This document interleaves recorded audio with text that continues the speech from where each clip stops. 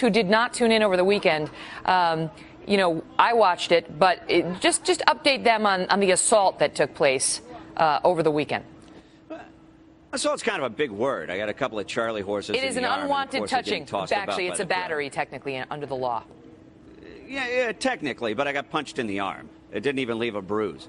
So I don't want to make too big a deal about it, but they did cross the line then between just shoving me around and trying to shut down my live shots and actually taking a poke at me. Was there any apology offered? No, not at all. Okay. So they're leaving you alone today for the most part, except for the signs they want to hold up but not show to you.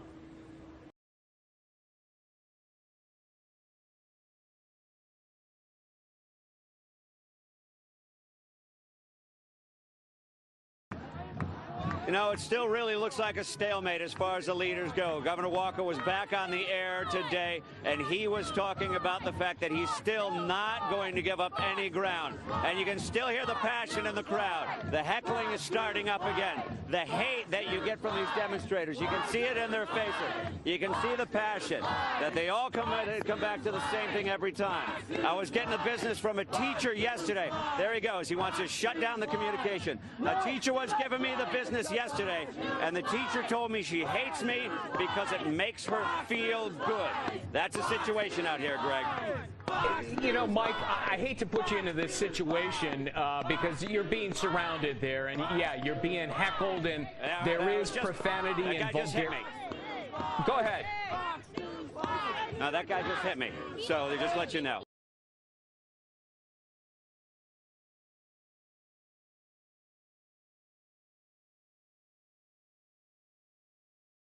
Mike, I hate to put you into this situation because you're being surrounded there, and yeah, you're being heckled, and there is profanity and vulgarity.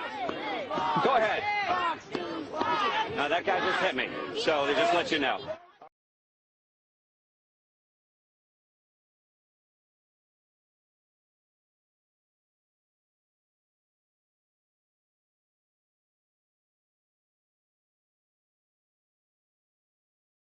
Ask them what the beef is, because, you know, we have plenty of pro-union people on this network. What is the beef?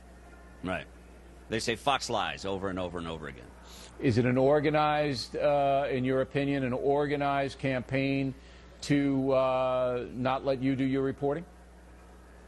You know, it's hard to tell. I don't think it's that much about me because these people don't know me. They don't know what I've done. They don't know my reporting in the past. There's a collective mentality, but there's also these pre-made signs going around that say Fox News will lie about this. Someone went to a great deal of effort to print these things out. They're professional looking. I can't say they're professionally made, but somebody went in their pockets to make these signs. Quite a few of those are around here. A lot of collective mentality. I don't know what's being said in all of these meetings that they have and the little speakers forums that pop up all around the Capitol, but more of a collective mentality. I really can't get a finger on the degree of any kind of organization here. Okay, so we don't know who's making the signs or who's behind the chanting or any of that, but you assume or you suspect that there is some kind of an organized deal.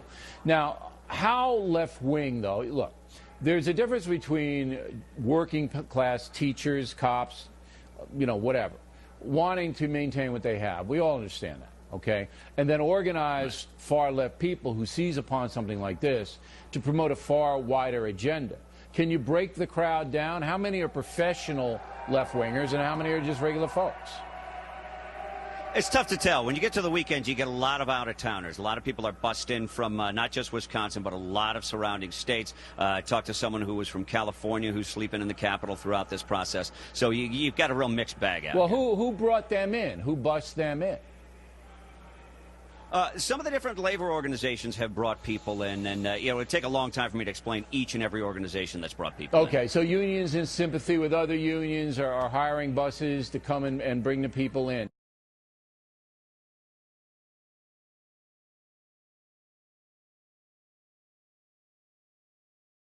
Robert, do you think the president's taking a big risk here? Not at all. I think he's actually showing respect for history and respect for our history of supporting the rights and safety of workers. But more than that, he's speaking for the mainstream of our country and the mainstream of Republican governors that are not siding with Governor Walker in his efforts to overturn right to work, collective bargaining. Right, Robert. I think Gallup, a relatively mainstream poll, has a differing view. And here's the question that was posed. Should you take away, were you favor or are you in disfavor of taking away collective bargaining when it comes to salaries for government workers? 61% in favor of taking away, 33% opposed, 6% still up in the air. Yeah, many states don't have collective bargaining, and that's the right way to go.